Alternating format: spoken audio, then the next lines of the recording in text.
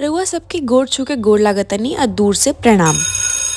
आज शुरू करने वाली हूँ मैं अपना व्लॉगिंग चैलेंज, क्योंकि मुझे पता है कि ये मेरे लिए सबसे टफ काम होने वाला है। सुबह उठ के मैं निकल गई धूप में, क्योंकि मुझे धूप बहुत पसंद है, बट इतनी ज़्यादा धूप लग रही थी कि मैं चली गई अंदर। अंदर चली गई, वहाँ पर मुझे मिली मेरी माँ, जो कि चाहती नहीं है कि मैं एक सेकंड भी बाहर बैठूं। ये माँ नहीं है, ये मेरी मम्मी की नानी है, मतलब परनानी है। और इस मामले में मैं सच में बहुत लकी हूँ, जैसा कि सब कहते हैं। फिर मैंने इसे कहा कि मेरी तरफ देखो, बट ये देख नहीं रही थी। फिर मैंने इसे रियलाइज़ करवाया कि आज मैं जाने वाली हूँ वापस, तो मुझे प्यार कर लो, क्योंकि फिर कल से उसे पता नहीं मुझे प्यार करने का मौका मिले ना मिले, इसलिए उसने मुझे बहुत सारा प्यार किया। फिर नहा धुला के मैं चली गई मम्मी को उनके ऑफिस ड्रॉप करने। फिर वहाँ उनसे भी मैंने बहुत प्यार लिया, बिकॉज़ मैं हूँ घर की सबसे बड़ी बेटी और सबसे दुलारुई।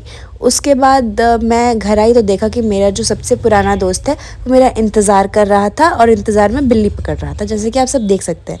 फिर मैंने इसे दिया बहुत सारा ज्ञान देने के बाद मैंने लिया माँ का आशीर्वाद, गाड़ी में भरा सामान, क्योंकि हमें जाना पड़ता है यहाँ से रांची, रांची से फिर जहाँ भी जाना है वहाँ की फ़्लाइट होती है। फिर सामान डाल के मैंने किया भाई को बाय बाय। वो नींद में था और अपनी गर्लफ्रेंड के ख्यालों में खोया हुआ था।